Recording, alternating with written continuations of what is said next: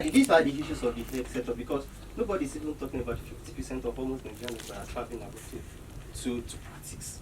So these are the issues in our healthcare system. But even then, we don't have enough. We don't have enough. Even the ones we have. I will see traveling abroad to study. But the point is that if we don't spend, I mean, if we are complaining that we are spending too much on our recurrent costs, and one of the things that makes us not want to, makes those who qualify as doctors not want to stay in the country is poor pay, then we're going to have to spend more money on their... Yeah, the capital expenditure is also part because it's not only about poor pay. That's one of the issues people if doctors are traveling abroad. There are also issues of lack of basic tools to use in the hospital. Mm-hmm. And the support personnel. And support personnel, even the conditions of the hospitals. Mm-hmm. So those are the discouraging things the doctors are facing in the hospital for them to travel abroad to practice. So if the capital expenditure of the government is low, and the recurrent expenditure even takes more than the capital, it's a capital expenditure that will be used to build infrastructure in the health institutions. So the capital expenditure is just about 20% of the budget of health. Do we see anything? I mean, I keep on coming back to this issue of open budget transparency, as the president promised in government expenditure. Do we actually see what they're spending this money on? The little capital expenditure that they do spend. Yeah, the only thing we have is the open treasury platform, which the federal government launched for the ministries to be declaring what they spent money on, but presently they've not even. No, the accountant general, Ahmad Idris, he actually said that no, we're not ready yet. We still have to train our people. And so if you look at the open treasury, the only figures available is 2018 upward. So the trend from 2015, or even let's say from 1999, is not even available on the open treasury. So let's take a quick break. When we come back, we continue on the idea segment on Public Square. Please don't go anywhere. Welcome back on Public Square. Back to IOB on the ideas segment. Thank you, Agogo. I just wanted to, before I close out the ideas segment, because obviously coronavirus is on everybody's mind, and whether we are spending enough to get ready for it, well, it's a bit late now anyway.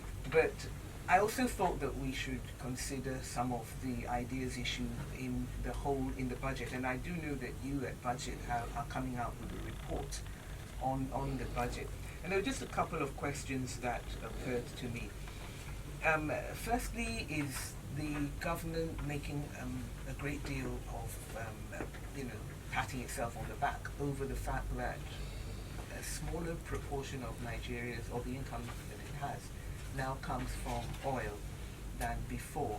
And I wonder, is that reflected in this budget? And is it that we're really making more money, or is it that we're borrowing, or how is it that we're getting less from oil, or is it just that the price of oil has sunk so low that it's bound to be a smaller percentage of the national income? Okay, if you have to look at the budget relation report of 2019, I think oil performance only accounts for about 52%. Performance of 52%. Now, why is that though? What's the other 48% made up? Is it from government making more money in Nigeria, or is it because it's borrowing? Yeah, it's basically on oil production. If government meets its oil production target, then we see a significant improvement when it comes to oil revenue. And also, it's also determinant on the oil price. Like presently in 2020, and the federal government's proposed projected oil price is at 57. But right now, the oil price at the international market is about 54. So that means the 2020 budget will perform below expectation when it comes to the end of the figure. It's higher because oil price right now in the international market is 54 and Europe projected 57. But even apart from the money that government is getting from oil, there's even by its own budget, it's expecting 48% of its income from non-oil sources. And I'm wondering what those non-oil sources are. Government is expecting 1.81 trillion from the non-oil sector. Yeah, and from other revenue that the government takes. What I'm saying is it customs? Is it VAT? Yeah, is it borrowing? What is yes, it? the non-oil revenue component is from customs, from corporate income tax, from independent revenue. Independent revenues are revenue from independent agencies of government, such as NNPC and Criminal Revenue Service. But the shock is the biggest chunk of this revenue, which government claimed in other sources, which is about 3.97 trillion. And what is that? they call it other revenue sources. But I mean, is it Yeah, they borrowing break- or is it Yeah, what? yeah, it's about signature bonuses, from grants, from grant and signature bonuses. So is that etc. So government is projecting about 3.97 from I that guess sector what I'm without, trying to because find they out from you is because and this is to me is where the issues of integrity and ethics and generally if you say you're going to be open, the government should be open. What I'm trying to find out is that this other money, is it money that we are going to have to be accounting, that we, the people, are going to have to be accountable for later, because government is borrowing to make up this money, or is it just is it money coming from these other sources, but it's not a millstone round the neck of future generations? a part of the struggle of the federal government to increase revenue, we have already seen it, is the VAT, the public finance bill that was So it's introduced. not borrowed money. No, it's not just borrowed taxes. money. Yes, it's just tax. So it's even part. So instead of the governments to be taxing from a weak economy, they are supposed to actually develop the potentials of economic growth instead of borrowing, instead of taxing a weak economy. So we see government increasing VAT from 5% to 7.5.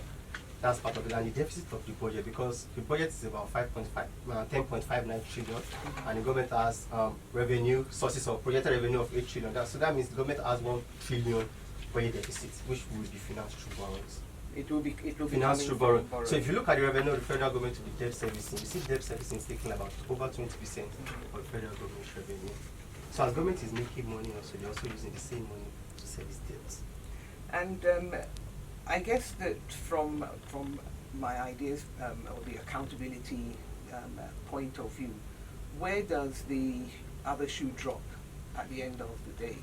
Does it drop on the on people with more taxes where we're already about, or how does it work? Okay, I think the basic thing about it is, let's just look at the capital expenditure, which we believe directly impact the life of the people. So capital expenditure is where people really feel the impact of the budget. If you talk about our revenue sources, talk about personnel costs, talk about non-debt referent expenditure, people don't really care about things like that. When it comes to capital expenditure, that's where people really feel the impact, because that's the money that we used to be building of roads, building of hospitals, building of schools. So if you now look But at if the schools are not full of teachers, if the that's what I'm going to, because even if you look at the component of the capital expenditure to total budget, you see that government is even spending less on capital expenditure. No, I appreciate that, but I think that I'm still coming back to this point, Okay. because it's a question that the expenditure on recurrent is not necessarily ipso facto, or I'm asking, is it ipso facto bad? I mean, just to take an example, every day government likes to come out and talk about the low figures we have for police officer to number of the population, and that we need to increase this. And on the other hand, we have the RSA report, for example, saying that we need to reduce the civil service. And my question is that if we increase the number of police officers without training them, and then we give them expensive equipment, and the first responder at the scene of the crime or wherever it is has just been recruited without training and without the investment in that person, and then they go trampling all over the crime scene, then does it really help us? So I think that we certainly see that the proportion is not right, but how do we actually respond to the competing demands? In my own opinion, if you look at the security budget, you see the total security budget is even taking about over 30% of the total budget. I mean, even within the security budget, Even before the security within the budget, security government budget, the proportion that is being spent on capital, the proportion that is being spent on recurrent is even more than that's capital. what I'm saying. Yes. Yes. So what I'm saying is that, what I'm asking, I should say, is that if even within the over-bloated security budget, we are spending more on recurrent, and people are still complaining as if a police officer descends from heaven fully formed and trained, that we need more of them. That it seems as if we are in a somewhat vicious circle, because even within that bloated budget, we are spending so much more on personnel than on capital expenditure, Mhm. whether it's decent police stations, whether it's proper crime labs, and so on and so forth. Okay, I think the issue boils down to the issue of transparency and accountability when it comes to budget expenditure in Nigeria. But Because security is always shrouded in, in oh, secrecy, we can't because tell they believe they are anybody. classified information. So I think it boils down to issue of accountability because you see bloated budgets of federal government allocation without even knowing the amount disbursed for this allocation. So even if you see for Ministry of Defense that has over 900 billion budget, then how much was later given to this agency to perform its functions? Yes. So those are the first questions. Government release budget implementation report every quarter, but has never been broken down per agencies, which they want to achieve now with the open threshold. So I think when we say how much was released to this agency, that will now tell us, okay, government is really spending money on this particular ministry because allocation does not actually mean funds were actually released for it. So I want to thank you, Olani. I guess that at the closing off the ideas segment, that essentially the big promise of the open treasury that the government announced with a lot of fanfare, well in arrear, well behind other sister African countries, is still not yet meeting the purpose that it was established for, and that therefore the question of accountability still remains very much in the air. Yes. So I want to thank you very much for coming on to the ideas segment of the program. Hand it back to Rotimi and Abogo. Oh, right. So,